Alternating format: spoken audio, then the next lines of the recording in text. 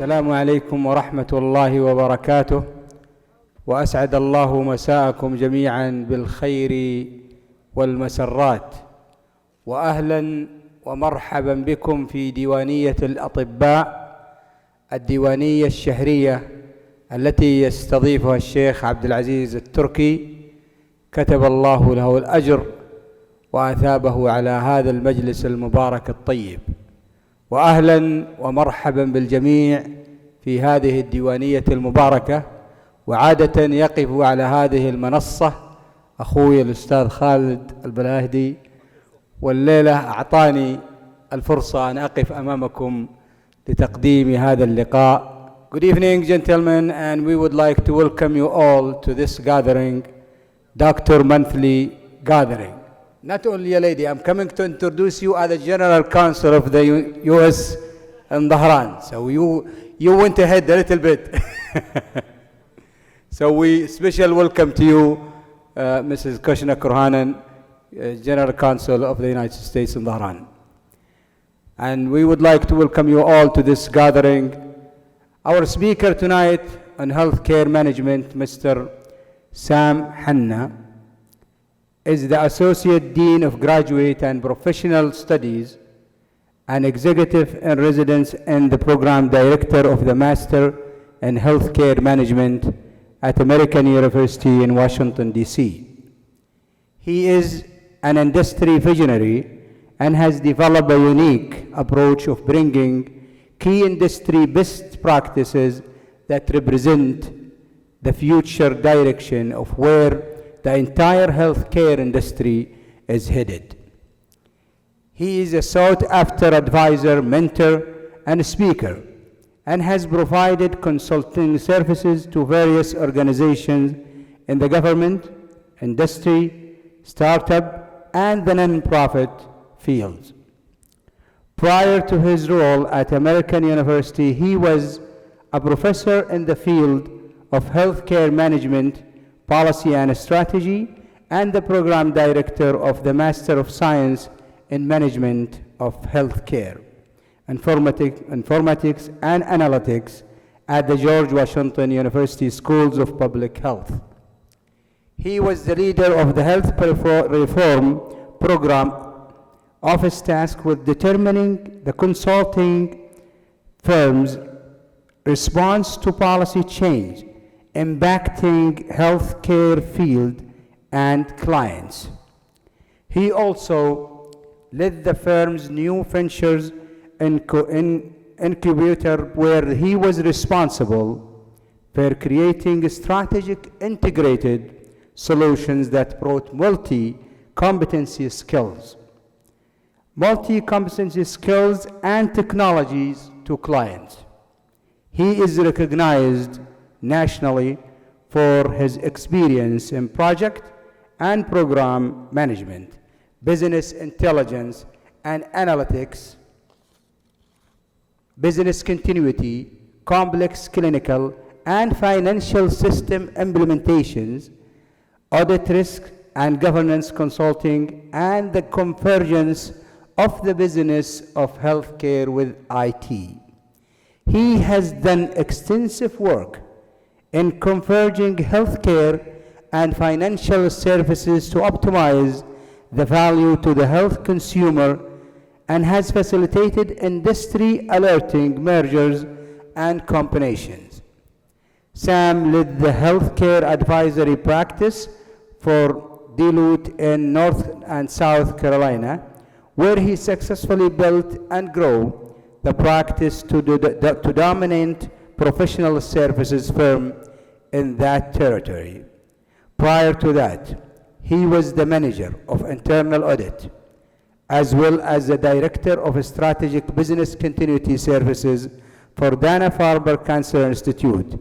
In that role, he focused on mitigating the top risks in the organization and ensuring continuity of operations. He also holds many certifications and credentials, including Six Sigma Green Belt certification, Certified Information System Auditor, Certified Business Continuity Professional, and certified in risk and information system controls. He is active in local chapters of several organizations. And now, help me welcome Mr. Sam Hanna. Shukran. Shukran. And thank you for having me here. It is a very unique and surreal experience for me to be in this region again. I was born in Baghdad, and I left and moved to the United States when I was a little boy. So it's really nice to be back in this region, and I haven't been back in 28 years. So I speak some Arabic, شوية, so feel free to ask me questions in Arabic because I do understand it. So today I would love to speak with you, and I would love for this to be conversational. So please raise your hands or just ask me questions as I talk instead of waiting until the end. We want to talk about healthcare. Healthcare is such a unique industry in that it's about people, for people, and by people. We cannot say the same thing about any other industry. You can't say the same thing about transportation or manufacturing or even financial services. Healthcare is personal. And when you get sick, you want your healthcare, you want to cure yourself. You want to get better right away. So it becomes really important when you get sick. But we don't want to wait till we're sick. We actually want to have a solid, healthy healthcare system, because a healthy population is a productive population. So it's good for everybody, it's good for yourself, it's good for the economy, it's good for the country. So thank you again for the introduction. Sorry it was long. I wanted to add a couple of things. I actually spend a good bit of time working with a lot of technology companies, especially in the data space. And the reason why they're getting into the data space is because data is all around us. How many of you here have smartphones? Everybody. How many of you track your steps? A few. How many of you track your sleep? Okay. How many of you track your diet? Well, you definitely. So it's no longer when you go to your doctor and have something wrong with you that they actually look at your medical record and check and see how you are. There is an opportunity for medicine to constantly be connected to you, to be able to understand your entire life behavior. What you eat, how you sleep, if you're active or not, if you're healthy, how long your commute is, where you work, where you live, your socioeconomic status, all of these things affect who you are. So that's the background on who we are now as healthcare patients, as healthcare consumers. The other thing is the industry is going through constant change. It seems like every day, not just in the US, all around the globe, we have new medications, new procedures, new technologies, new developments that are impacting not just how we consume healthcare, but how we're treated, how our doctors actually engage with us. In the US, we have a very large push right now around virtual care, especially to reach remote areas where you cannot have access to a lot of specialists or professionals. So it's through telehealth that you can have a meeting with your doctor and understand and try to seek some sort of a solution to your ailment. The other thing with constant innovation is that we have a convergence that's going on in this space. For the longest time, it was between the patient and the doctor. And now we have hospitals that are creating insurance arms. We have insurance companies that are buying physician practices. We have specialty hospitals. I visited one today here. We have pharma companies who are buying data from laboratory companies so they can do research on them. All of this stuff is happening with us all the time. And what it's creating a lot more data. And this data requires us to think about who owns it. Do you, as the patient, own your data? Or does Google own your data? Or does Twitter own your data? Or does your medical record, medical provider own your data? So all of these things have to come into play. Additionally, once you own the data, who's accountable for securing it, protecting it, keeping it private? It seems like every day we have in the news some news about a hack that's happening. Definitely happening in the US. I'm sure it's happening all around the world too. So ownership comes with accountability and requires us to constantly be thinking about and understanding what skills and what continuous learning we need to do so we can keep ourselves up to date and continue to train our medical professionals, nurses, doctors, and everybody else around them in the healthcare ecosystem on how to leverage this new model of healthcare. So I spoke about the convergence of the actual sectors, but there's also another convergence happening. And this one is quite unique and quite altering to how we consume care. You see the 4 boxes here. I'm going to start with the orange one, the genomics one. We are capable now to sequence the DNA in such a speedy way that we can alter how we conduct and how we perform and how we provide medication to all of us based on our own makeup, our own genetic makeup. So who you are matters in the way we treat you. It's not just some generic approach to curing a disease. It's targeted therapies for you, the individual. So I'll give you a actual real-world example.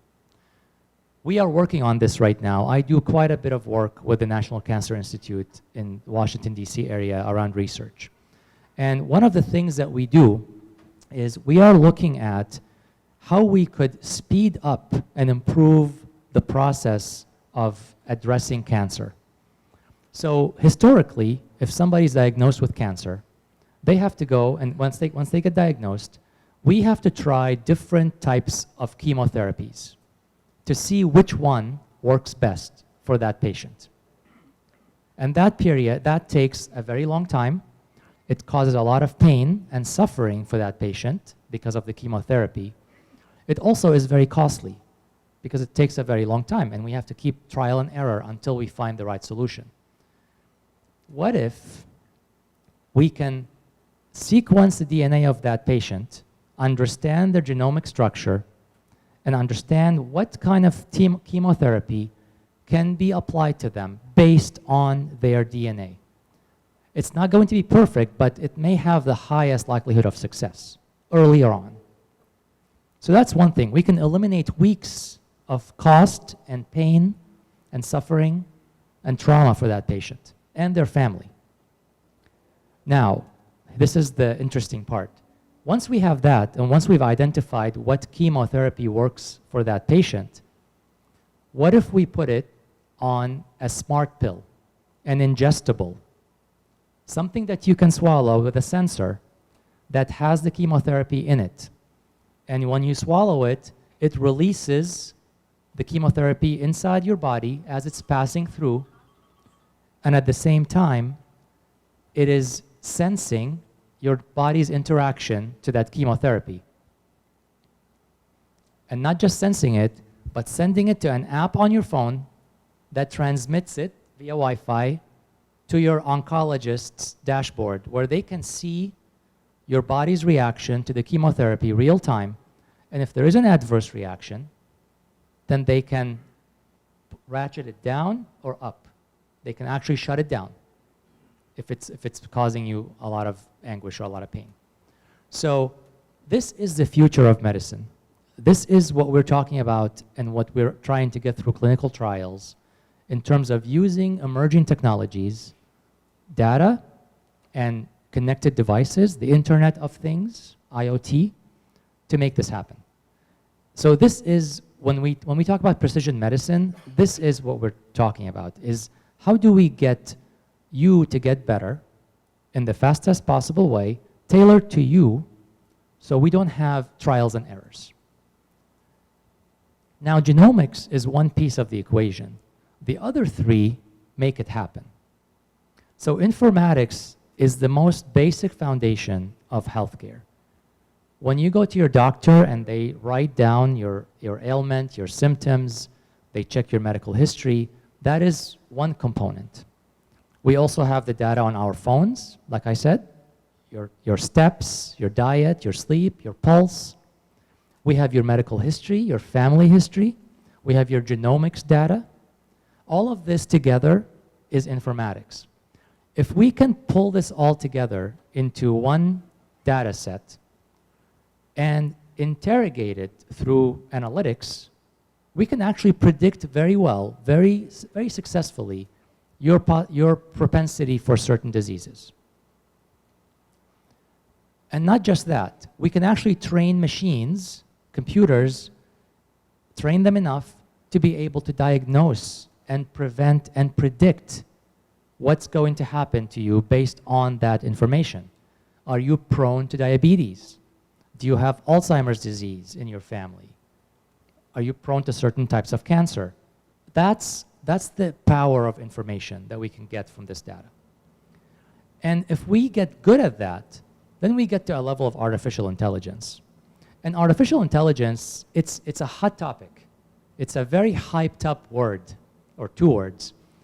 I actually personally don't like the word, don't like it, because artificial has a negative connotation. It insinuates something that's not real. That's something that's synthetic. It's really better understood as adaptive intelligence. It's adaptive learning.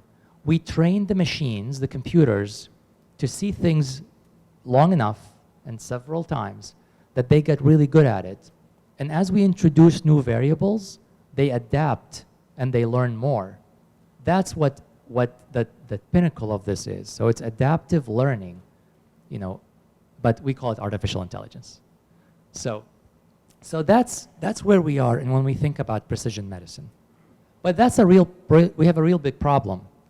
We actually have already so much data, and we're overwhelmed by it, but the data for genomics is doubling every 7 months.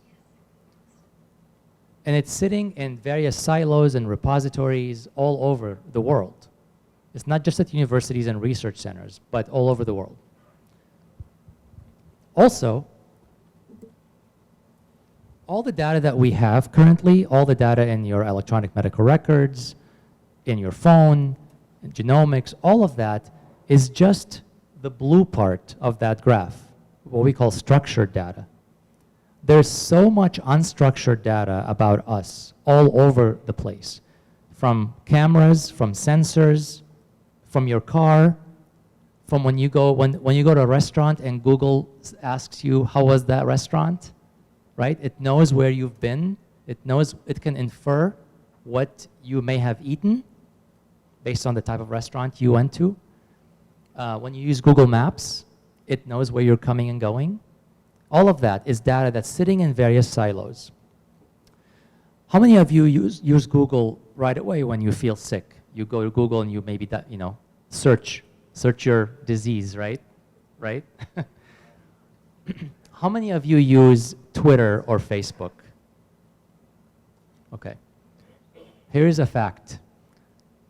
Facebook knows more about your mental health than you do, because Facebook can track through their algorithms what you follow, who you like, what you read, how long you read it, what you do with it once you read it, if you share it or not.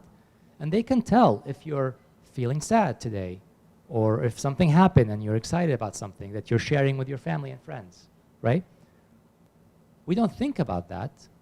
You know, we give consent to that data when we use these platforms. And that is just the reality of what we have. All of that data is out there. It's unstructured, and it's not even used right now for medical purposes, because, at least in the US, we cannot. We don't have, the laws prevent that from happening at this point. Who knows what's going to happen in the future?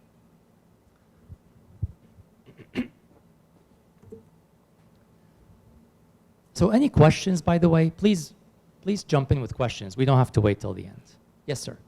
Actually, if you would have more details shared with the colleagues here about disease prediction and the impact of that on the population health, especially in obesity to come and if we could use it for the generations of pediatrics here in order to prevent some diseases to happen in the future. Sure. Great question. The question is, how can we use this information to help us predict and prevent diseases from happening in the future? Actually, we are using that right now. And this slide I was going to talk about population health, which is the counter to precision medicine. You know, now that we know a lot about you individually, we can aggregate that data into a data set, and it can tell us about the general health of all of you here in this room, this population, and broader in the city, and broader in the kingdom, and broader in the region, and so on and so forth. So in the US, I can give you a few examples. I think it was 2 years ago now, 3 years ago now, we had a Zika outbreak, Zika virus outbreak. And the Zika virus is carried by mosquitoes, and it traveled from South America into the Caribbean and into the southern United States, southeastern United States. Through metrics and through public health data, we were able to anticipate where the next outbreak was going to be and deploy resources ahead of time and education to try to prevent it and control it. All through medical records, all through just tracking who got sick and where they got sick and where the mosquito flow is and where it might be bringing the disease. We do the same thing with Ebola in Africa in public health. And I worked at George Washington University and the School of Public Health, and we did a lot of work in that space. So that's one example. But how it really comes home and close to us is in understanding how we could potentially act today so we can prevent us from getting sick tomorrow. So if we know that diabetes is in our family or heart disease, what can we do based on all of this data that we can delay the onset of such a disease? Eating healthy, sleeping better, exercising, things like that, you know? And that requires us to improve care management. So if we can have all of this information in front of us, we can actually manage the care of the patient before they become a patient. And we can use technology for that too. The reason why some of you track your steps and your diet and maybe your sleep and many other things is because we actually like to see graphs. It's called the gamification of life, in this case of healthcare, right? We like to see graphs. We like to see dashboards and metrics. So that's why, and I think we can use that to drive some behavior. Yes, sir. Yes. I would like just to know, Sam, when it will be the slow releasing chemotherapy capsule, it will be releasing in the market. I like it. Very nice to control the We like it too. It would be an amazing discovery. We are nowhere near releasing it. It is still in clinical trials. It has not gone through the US FDA approval process. It is extremely expensive because, as you can imagine, it's a new technology. And just like with any technology, once it's introduced, it's going to be very pricey and not reachable by the general market. So it's the promise of such a technology that we have, and we're working through it, but we are nowhere near actually getting this to the patients. Yes, unfortunately. Thank you. Thank you, Professor, for yes, sir. Interesting talk. Actually, my question is the other part for the first question regarding the genomics and how precise that how can be used to prevent a disease.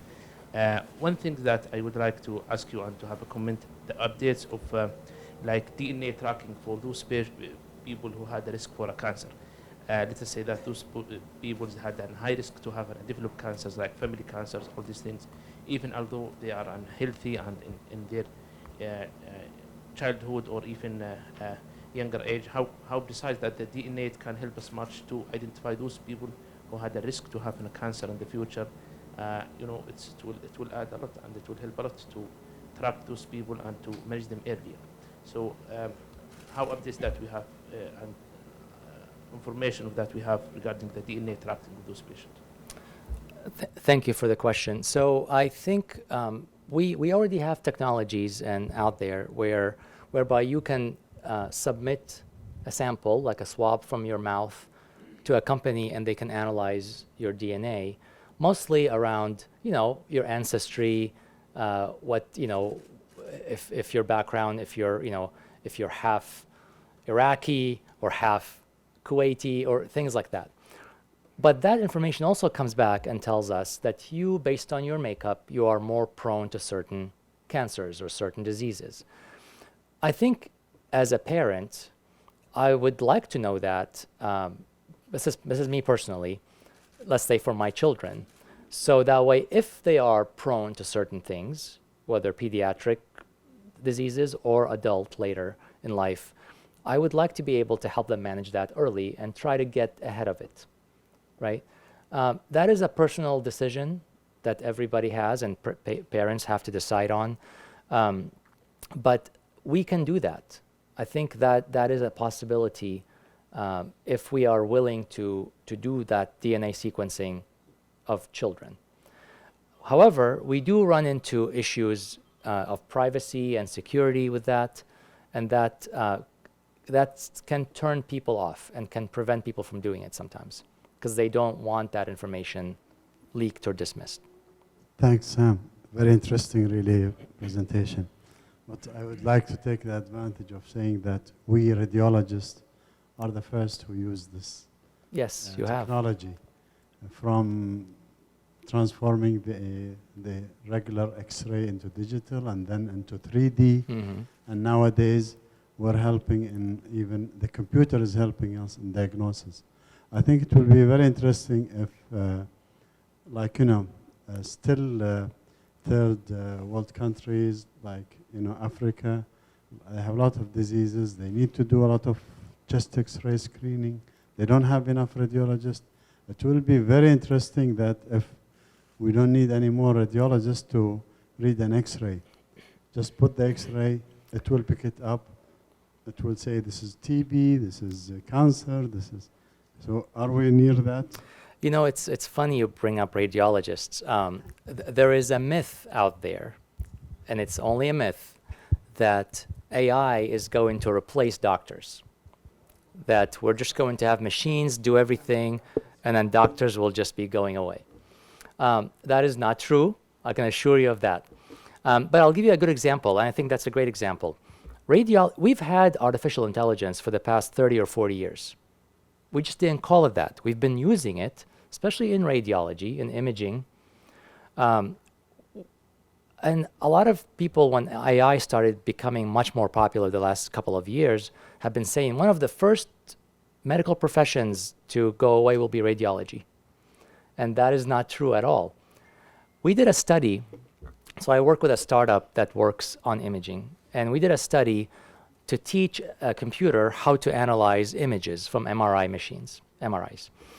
And we compared the results of the machine after reviewing 1,000 images to the results of the same images reviewed by radiologists. We actually had 12 radiologists review them. The machine was 25% more accurate in diagnosis, more accurate than the humans, okay?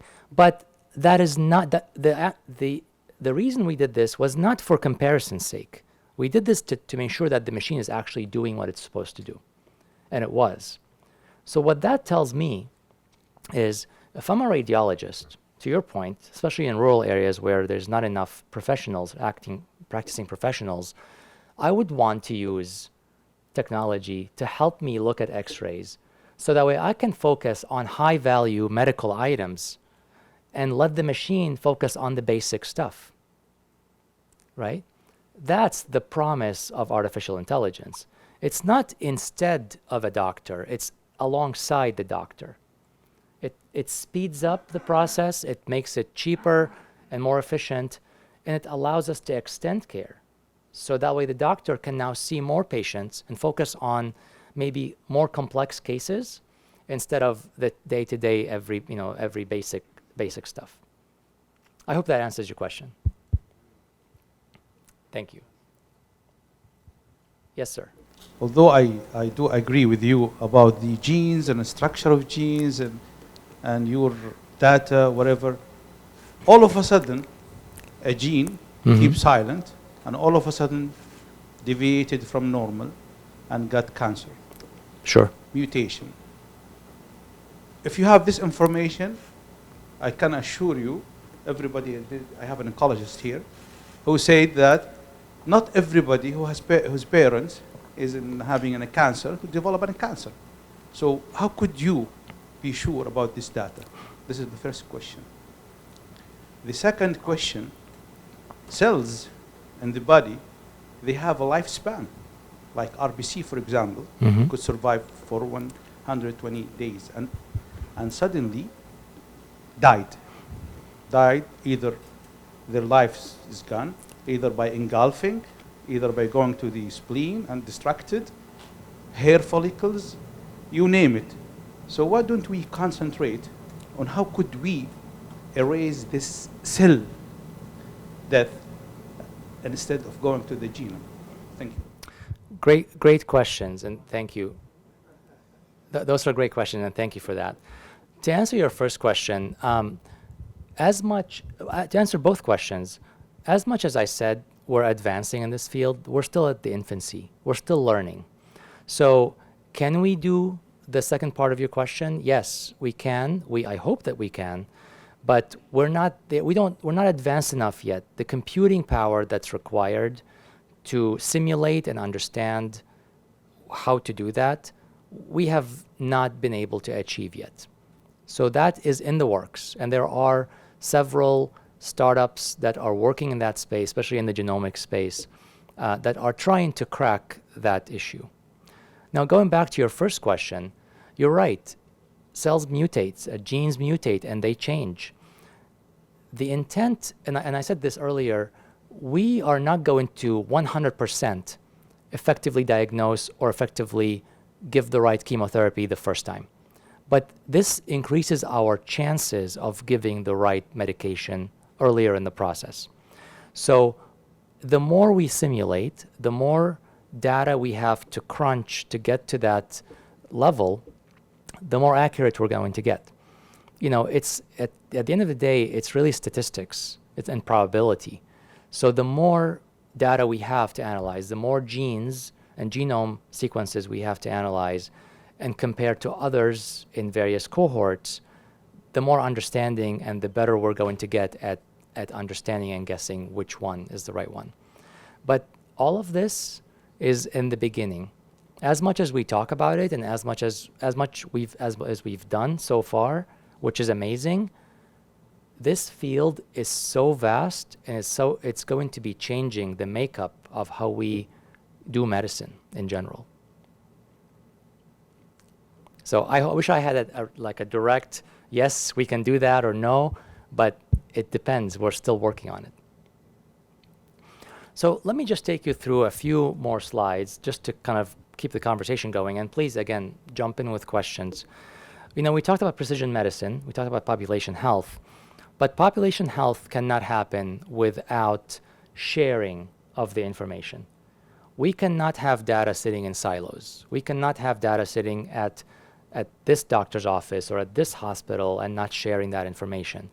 But to share that information, we have to create a level of trust, a system of exchange, and get away from the turfs of the data. And to do that, we have to protect the data, keep it private, secure it.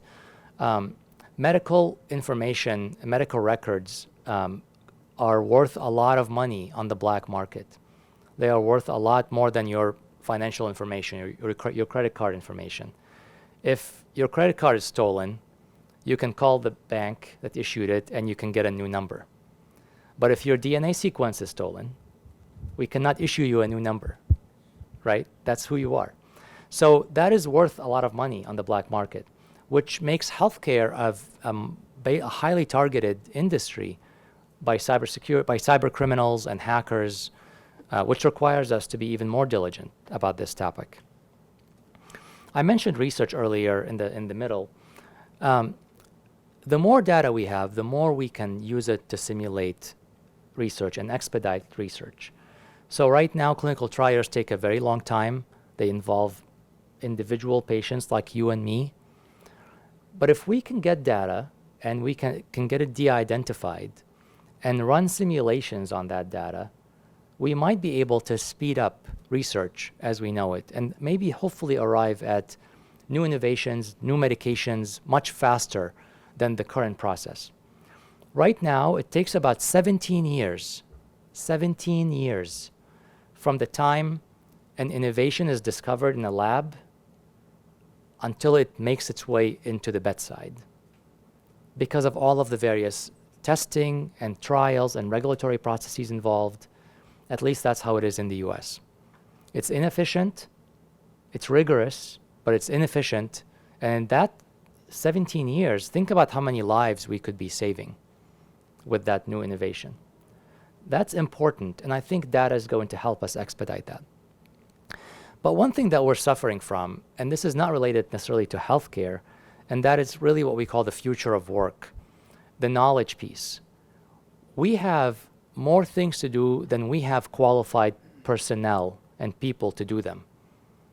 We need data scientists, we need engineers, we need people who can translate between multiple domains to create some new innovations, whether it's a new device or whether it's a new algorithm.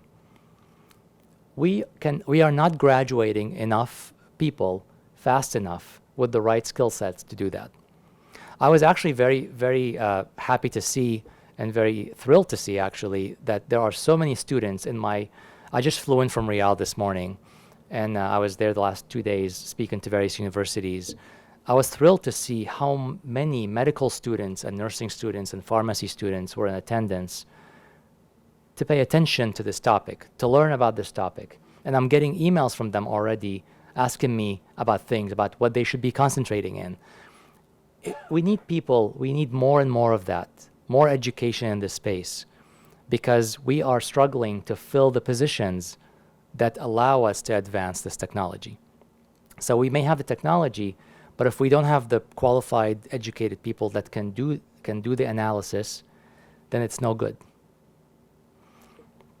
I can tell you in the Washington, D.C. area, this is not healthcare, but we have over 4,000 vacant cybersecurity jobs. And they're empty, they're vacant. We cannot fill them. There's not enough cybersecurity talent and professionals in that region.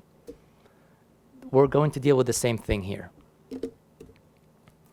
So we talked about these three circles, the combination of electronic medical records, wearables and devices, genomics, and we talked about the skill gap.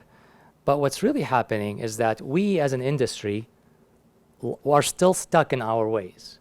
We like things the way they have been. We have a lot of change management issues, a lot of fear from this technology. And that fear presents itself in challenges, in resenting, in not doing. So we have to overcome that. So just like we're rolling out technology and education, we have to think about a system of change management that has to go with it. And that begins at all levels. It's not just at the top of the organization, but at all levels. Also, our healthcare system is still extremely complex, and it's getting even more and more complex. We have competing agendas, we have competing priorities, we have competing initiatives. It seems like every day we have new initiatives, in the US at least. I'm sure it sounds like it is here as well. And what that does, it makes it even more complex, and it keeps us distracted. Meanwhile, our patients, all of us, are more than ever empowered by technology. We are always tracking diseases. We want to know, the second we cough or we sneeze, we look it up. Is it the flu? Am I getting pneumonia? All of these things, right? So that's who our patient is. They're always connected. They're always sharing with their family and friends and on Twitter and whatever other mechanism they have. So guess what? If you don't give them the right experience as a doctor or a nurse, guess what? They're going to be telling their friends and family about it.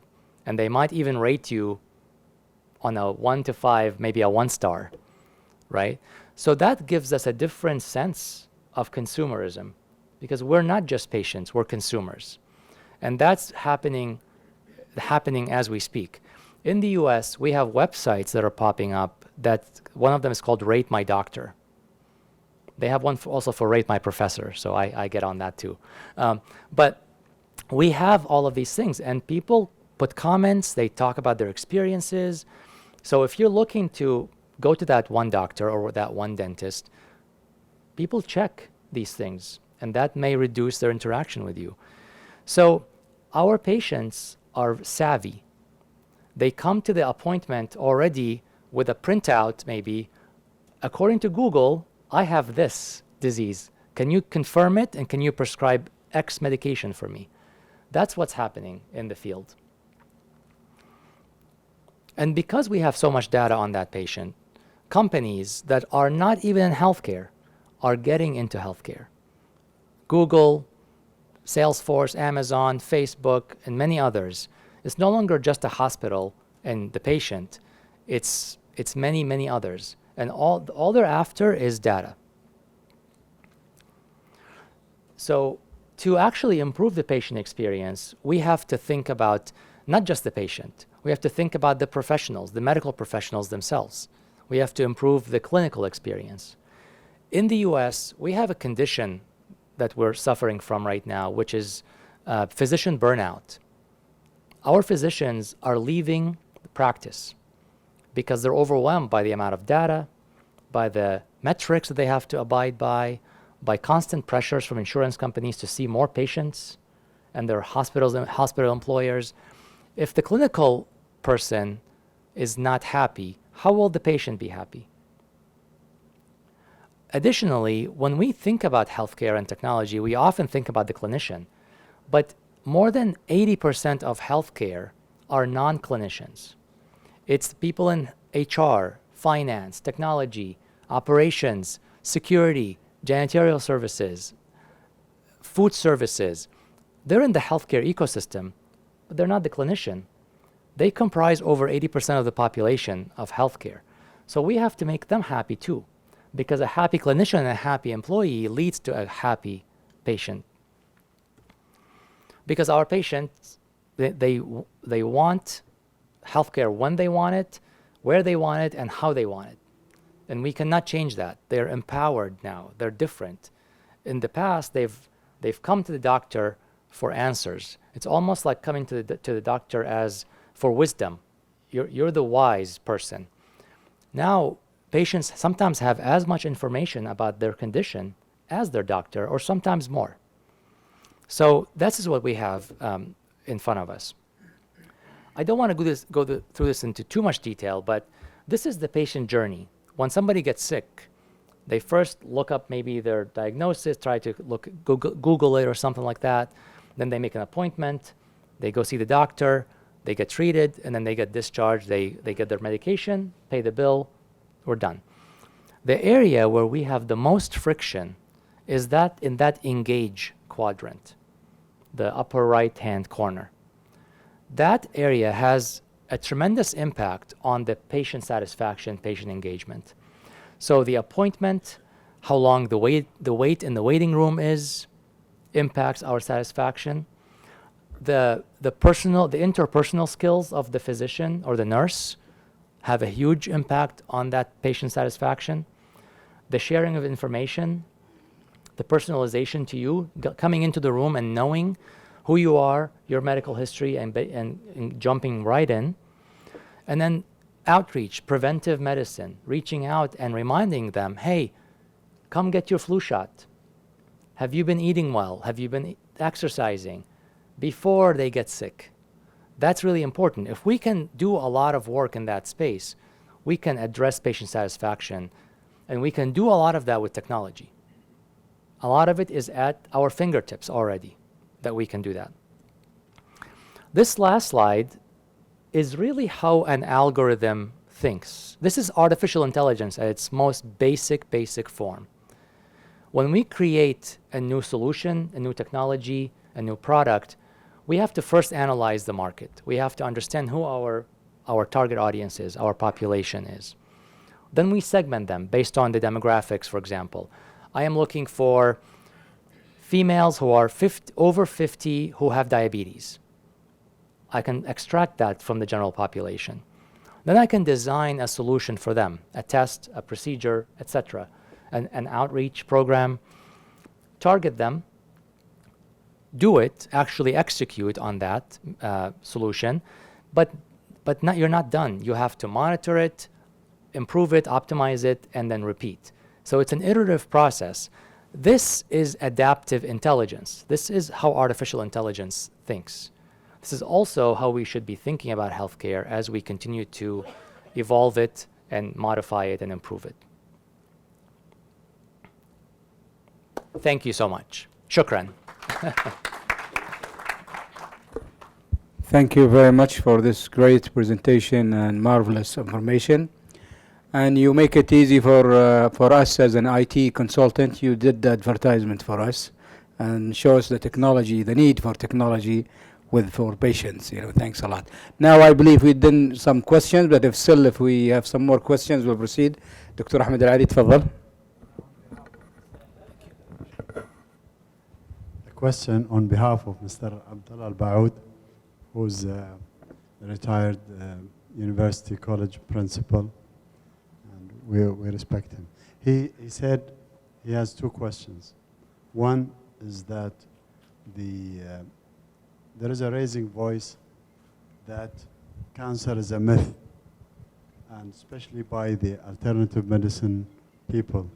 So how true is that? I'm asking his question. The second one is that, do you think that one day or soon a day will come that cancer is no more a critical disease and it's just like a flu that can be treated? Is that day coming soon? Thank you for these questions. The first question, cancer is not a myth. We can tell you in the US, cancer is the second leading cause of death in the US population after heart disease. And we have been able to address a lot of cancer cases. We've made some amazing advances to cure certain kinds of cancer, but we still have a long way to go. Cancer survival has increased around the world and in the US a lot in the last 20 years because of new discoveries and new innovations. But we are not there. We have not cured cancer. It still happens, and it will continue to happen. The question is going to be, how can we prevent it, predict it, and treat it at the early stage before it becomes terminal? So that's how we've been able to address cancer by coming to it and finding it earlier through diagnoses, through early detection, through scans, mammograms for breast cancer, for example. My father had, 2 years ago, he was diagnosed with prostate cancer. And it was in one of his yearly physicals. And they caught it early. It was stage 1. And he had a minor surgery. He had the cancer removed, and that was 2 or 3 years ago now. So if he hadn't gone for his checkup, it would have been metastasized even further. So we have to do a lot of preventive medicine, a lot of education, a lot of awareness to get people to the doctor before they get sick, and not only when it's too late. So cancer is not a myth. To me, it's not a myth. We have statistics that support that people are still getting cancer, and it is not addressed by just alternative medicine. Thank you.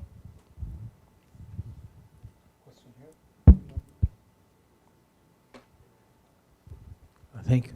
So my question is, how technology can help to predict about the aging process? People age differently, and we are talking about, let's say, calendar age and biological age. From literature, what we understand that in Saudi population, they age, let's say, faster than some European countries. Could be 10 to 15 years. Is there some kind of technology used to predict the age, let us say, ahead of time, where people can take actions to slow down their aging process so they can avoid those diseases such as mental illnesses, cardiac, etc.? We don't have, technology has not been necessarily targeted towards the aging process, but I think we have elements that we can use to help us understand the aging process better. And I think that's going to vary by regions in the world. Certain regions are predisposed to certain conditions. You know, we have a lot of heart disease in the US.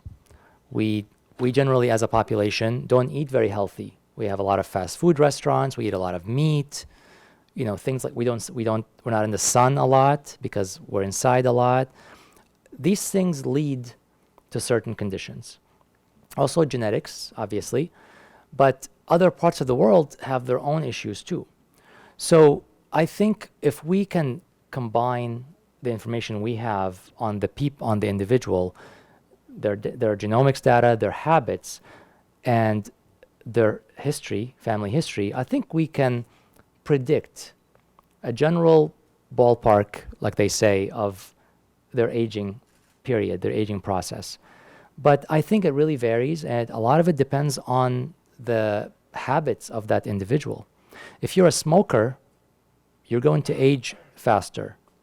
You're going to get sick faster, possibly. If you suffer from a vitamin D deficiency, that's going to affect your health. If you don't exercise and you don't sleep and you're under a lot of stress, that's going to affect your health and the aging process. Ever since I was young, my father, who still has all of his hair, he started going gray at the age of 24. So I thought that that's going to happen to me. All my life, I thought I was going to grow up and be just like my father and have white hair in my 20s. Well, that didn't happen. So I actually did some research to look and see what about the rest of my family, my uncles, aunts, far removed, and it looked like it skipped a generation. So, you know, this is not scientific in any way, but typically you equate, you know, when you gray with age, but that was not the case in his case. So it's not the case. I mean, I'm starting to get gray now, but not quite there. So I think we can look at genomics and genetics and history and family history, but I also think we have some tools in our disposal right now that can help us stay in check, keep us in check in terms of aging. But we do not have AI is not the panacea that's going to say, we're going to solve the aging process, because it really is dependent on geography, habits, history, diet, everything that you do every day. Yeah, I would like to have a comment, and I would like to share it with you and to have a comment on it regarding the question has been asked by Professor Ahmed in behalf of his friend. To be honest, it's still nothing called until now that we can eliminate the cancer or treat the cancer in like 100%. But I have like good news, and I would like to share it with you, and to have a relation with the data and you know, technologies and genomes. In my specialty, like pancreatic cancer, in the era of the past, that there was it's an very aggressive tumor. It's a very bad tumor. Even all the chemotherapy they have tried, it was not that good, not promising. They start to have like 5-fluorouracil, and it's having a good result. But after a years, they discovered new chemotherapy, which is gemcitabine, and it have an excellent result. 3 to 4 years ago, they start to find a new chemotherapy. It's like for fornix, and had an excellent outcome. I mean, in the future. Nowadays, there is a trial for like new chemotherapies like AZD 1779 and the new immunotherapy. I think in the data with the genomes, in the future studies, we have good news that we have something at least to say it today and to make everybody happy. That we have, inshallah, that we have a new, in the future, that we have something coming to eliminate most of those cancers, at least to increase the survival rate, the outcome for those patients. So I think this is the rules of what you are doing now. What we are talking about, it needs a lot of work, but I think in the help of data and in genomes and in the studies and the research, we can reach to point, inshallah, in the future that at least we can cure all the kind, at least most of the tumors, especially the aggressive tumors. And if you have any comments, just please. Yes, absolutely. I have to come back here. Yes, the hope is that we can cure all cancer. There's actually a lot of work that's being done right now around cancer vaccines, researching in the cancer. Potentially, can we create a vaccine that can eliminate or prevent certain things? I think I'm optimistic that I do think that with more technology, with more computing power, with more research, we'll be able to cure cancer. We are just not there yet. We've made great strides, but we are not done. There's more to be done, and we should not quit that. Since there is no other questions, we will conclude, and I would like to call Sheikh Abdulaziz to present a gift to our speaker, and also a word of conclusion from Saud here, so we will get him the mic. First of all, thank you all for coming. Thank you all for attending ديوانية الأطباء. We would like to also extend our thank yous to Professor Hanna for this incredible, insightful talk. And we would like to invite you all for dinner, so please join us.